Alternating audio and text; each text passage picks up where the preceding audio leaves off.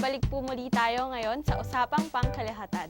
Kanina nga po ay narinig natin ang mga kwento ng ating mga kasamahang nakaranas ng illegal recruitment. Ngayon naman, kasama pa rin natin ang ilan sa kanila, si Ate Noela at si Ate Oliva. At ngayon naman, nadagdagan tayo ng kasama. Dito si Sir Gary Martinez, ang head ng Migrante International. Narinig nga po natin kanina na silang ang migrante ang tumulong sa mga kasamahan natin ngayon dito. Para bago tayo magsimula sa ating usapan, nandito ang isang maikling VTR.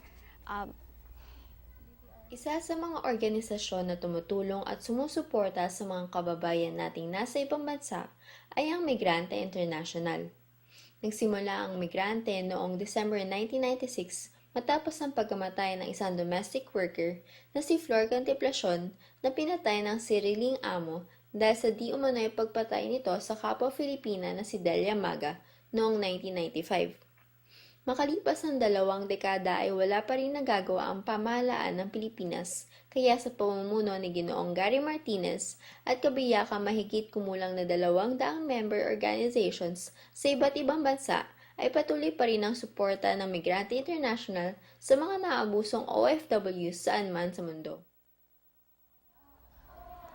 At nagbabalik po muli tayo. Magandang umaga po sa inyo, Sir Gary. Kasama natin Sir Gary ngayon. Magandang umaga, Lisa. Kanina po kasi, nung naunang parte ng programa, naglabas po, kinuwento po nila sa amin lahat, yung mga naging karanasan nila. Una pong tanong sana is, paano po talaga yung legal na proseso kapag may yung tungkol po sa mag-offer ng trabaho tapos aalis ng bansa? Okay, mas maganda sana yung PUA ang sumagot niya. Nakakalungkot at sa huling pagkakataon ay umatras pa sila. Para lang sa kaalaman ng lahat, kung magtatrabaho sa ibayong dagat, siguraduhin lang naman talaga na yung ahensya ay accredited ng gobyerno katulad sa PUA, may tamang job order, at talagang nag-i-exist yung opisina. Kapag kayo tinatanggap na sa mga fast food, doon kayo nag-meet, wag na po kayong tumuloy. Sigurado po kapahamakan yung iyong uwian. Kapag po ganun, usually po, pupunta po talaga sa opisina dapat ng ahensya. O unang chine-check talaga, marami namang mga pamaran para i-check na ito, Meron namang mga website, i-click lang yung ng agency, i-type lang yung pangalan ng agency. Makikita kung kanselado ito o na good performance pa. Pero hindi nangangahulugan kapag nakita mo sa PUA yung pangalan ng agency at sila ay accredited pa, ay hindi gumagawa ng mga illegal. Sa katunayan, sila ay legally recruited ng mga ahensya na inaccredit ng POA. Pero sila rin ang nagpahamak dito sa ating mga kababayan. Patungkol po dun sa naranasan nilang illegal recruitment, ano po yung batas na nalalabag ng isang agency kapag po nangyayari yung ganitong kaso? Kung maraming batas na umiiral, sa totoo lang, ang Pilipinas sa buong mundo yata ang may pinakamaganda ng batas para proteksyonan ng ating mga kababayan. Meron tayong Republic Act 8042 na inamenda ng 10022, yung implementing rules and regulation ng PUA. Pero sa kasamaang palad, walang napaparasyan may-ari ng recruitment agency at umaabot na lang to sa kanselasyon ng kanilang mga lisensya. At nagsisikap kami sa Migrante International na panagutin talaga ang mga nagmamay-ari. Isa na open secret para sa mga taga-PUA na kapag ang isang ahensya ay nakasuhan, magpapalit lang naman yan ng pangalan. Bukas, open na uli sila. Kaya po hindi talaga nasasampahan ng kaso at nahuhuli yung mga dapat mahuli. May masasampahan ng kaso pero sa aming karanasan abutin to ng taon. Kung ang isang OFW ay nag-abroad nga siya, napwersa dahil wala siyang pera, kung tatakbo ang isang kaso aabot ng taon-taon, baka manghina yung OFW at walang i-sustain. Kaya mas mainam talaga i-implement yung batas, magkaroon to ng pangil tsaka political will ng gobyerno para naman may masampulan tayo at hindi na lang ito sa press releases na lamang.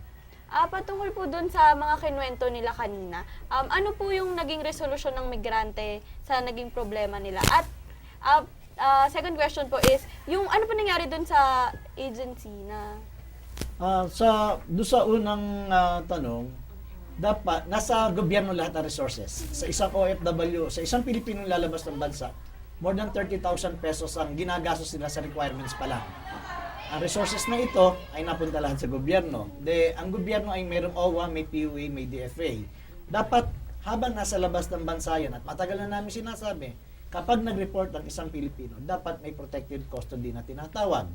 Kapag tumawag sa kanila in distress within 24 hours, dapat nire-rescue yan. Nasa-implement yan, rules and regulation yan ng PUA at nasa Republic Act 10022. Hindi nila ito ginagawa. Kaya yung iba ay nakukulong sila ng 7 buwan o higit pa. At yung iba nga, kamakailan na may pinugutan pa ng ulo. At ito, nakakalungkot.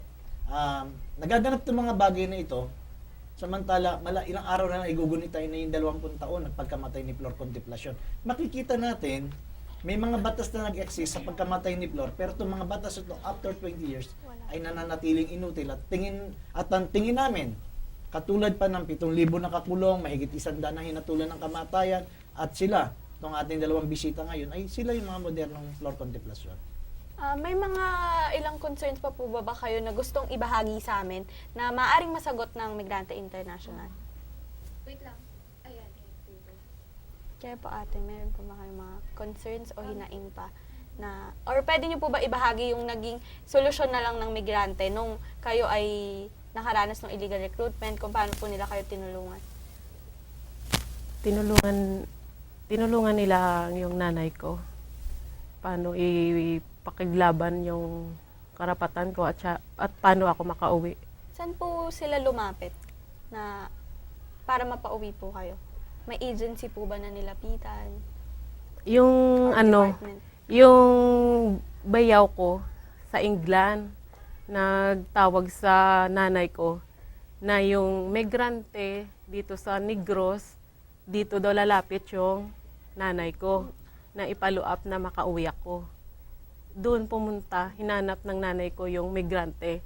Kasi 2 buwan na siya nang papalo-up na pauwiin ako. Ganun yung ginawa sa akin. Kinulong ako doon sa kwarto ng 15 days, hindi pinakain, hindi pinapalabas ng kwarto, kinulong, pinapadlock. Hanggang pinalabas ako, pinahubad ako doon. Hindi nila alam na ganun na nangyayari sa akin. Pero nang pinunta na ako ng OWA, doon na nalaman nila na ganun palang ginawa ng amo ko sa akin. Tapos pumunta ulit ang nanay ko sa migrante na ganun na nangyari sa akin. Yun, minisage ulit ng migrante yung POAA, OWA. At pinaalam din sa agency yung nangyari sa akin na wala silang ginawa. Yun, napabilis yung pag-uwi ko. 2 buwan lang ako doon sa SWA ang pinalagi ko. At sabi ng migrante, kung sino pa yung mga kasama mo dyan, isabay mo yung mga pangalan nila. Kaya sinabay ko sina Ate Olive at saka marami pang iba. Maraming naghihantay doon ng tulong. Yun. So parang makikita po natin dito ngayon na kailangan talaga ng tulong pa ng NGO or kagaya nyo, migrante po, bago po ma-actionan yung isang kaso po. Ang problema kasi sa ating mga namumuno ay pag tinignan mo yung dami ng problema sa Middle East, kung saan sila nanggaling, nadyan din yung malaking bilang ng mga Pilipino at number 1 sa remittances na pinapasok sa ating bansa. Kaya ayaw galawin ng gobyerno yung mga problema. Pag tinimbang na nila yung karapatan at yung pera, ay pupunta sila sa pera. Kasi hodang ikulong, hubaran yung ating mga kababayan. Second point, hindi talaga gumagana yung one-team country approach ng DFA, OWA at PUA. Third point, yung mga agency, hiningan sila ng 120,000 pesos. Ito yung deployment cost na ginastos ng agency para sila ma-deploy. Ang aming pagtingin dito ay isa lang ng harassment. Pinahirapan na nga sila, hindi na pinasahod, peperahan pa itong pamilya. Kaya ang approach dito ng migrante, katulad nung kay Luella, mula sa England, yung chapter namin sa England, tumawag sa Negros chapter namin, tapos tsaka tumawag sa Maynila, tsaka pa lang kami nahanap. Isang pagpapakita lang, kung ang gobyerno sana ay ganito rin yung approach, yung mabilis na pagbibigay ng impormasyon, may mariresolve ba kaagad? Pero habang nagkukuya-kuyan at manunuro at maninisi, kasalanan naman nila, kaya sila na napahamak, palagay ko mag-isip tayo. Ang tanong na nga namin after 20 years, ano nga ba talaga ang nangyari sa batas, ano ang nangyari sa marami pang Flor Contemplasyon. Kayo naman po ate, pwede niyo po ba ibahagi kung paano po kayo natulungan ng migrante? Dahil nga po kay Noela na nakasama ko po siya sa SWA noon. Siya ang nagsabi sa migrante, kaya yun, nakikipag-usap na ako sa migrante noong tumatawag sila. So, dun humingi kami ng tulong sa kanila. So, noon, nakauwi ako dito, dumiretso ako ng OWA, doon ko sinabi din lahat, hanggang walang umattend doon na agency. Interview din ako doon kung ano yung nangyari sa akin, na maraming karanasan, muntik pang maghahasa ng pulis na Arabo. Lahat po, naranasan ko po doon. So, migrante na po ngayon ang tumutulong sa amin sa paglalakad ng case namin. Sir, meron sa organization niyo po sa migrante, meron po bang specific na statistics kung ilan po yung mga nakakaranas ng ganitong sitwasyon sa inyo? Or yung mga talagang dumudulog lang po? Kung statistic, baka mapuno tong kwarto na to ng bilang. Sa loob ng isang araw, hindi kami mababakante. Siguro may 5 hanggang 6 na kaso yung pumupunta sa opisina, yung direkta na nagko-complain. Iba yung tawag sa telepono, iba sa email, iba sa yung referral ng ibang organization, iba pa ang nasa Facebook, iba pa yung online grievances namin sa aming website. Hindi kami nababakante. Ibig sabihin lang, talagang lumalala rin ang sitwasyon ng ating mga kababayan. At yun yung gusto namin makita ng gobyerno. Dapat hindi ka maging reactive. Hindi kapag may pinugutan ng ulo, ipagdasal po natin siya at ang palasyo po yung nakikiramay.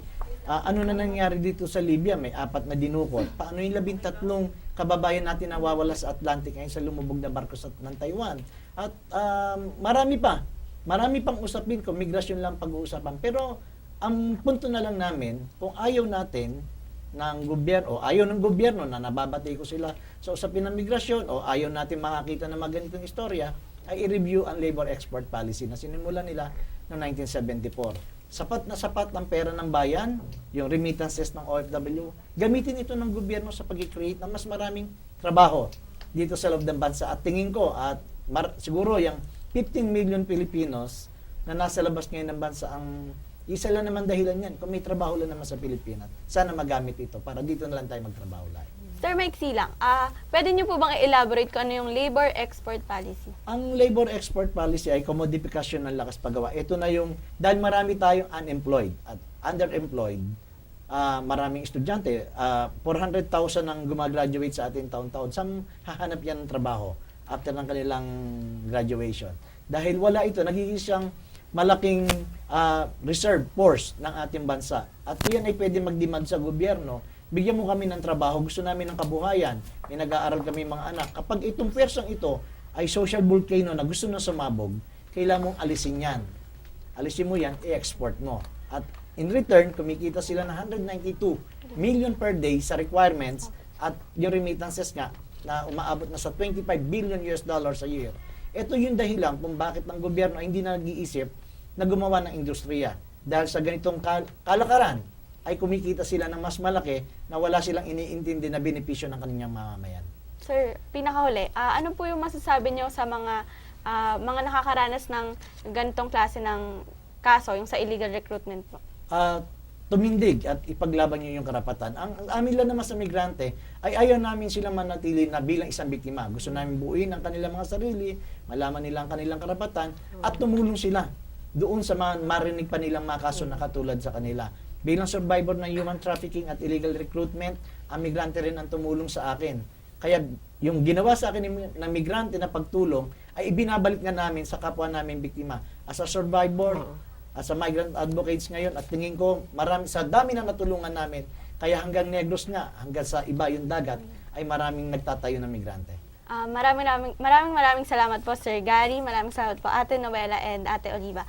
Dumaan na naman ang 30 minuto na punong-puno ng marami tayong nakuhang impormasyon. Sana ay may natutunan kayo at naliwanagan sa kaso, lalong-lalo na sa kaso ng illegal recruitment. Muli, ako po si Nisha L. Maraming salamat kay Sir Gary, kay Ate Noela at kay Ate Oliva. Ito po ang Usapang Pangkilahatan.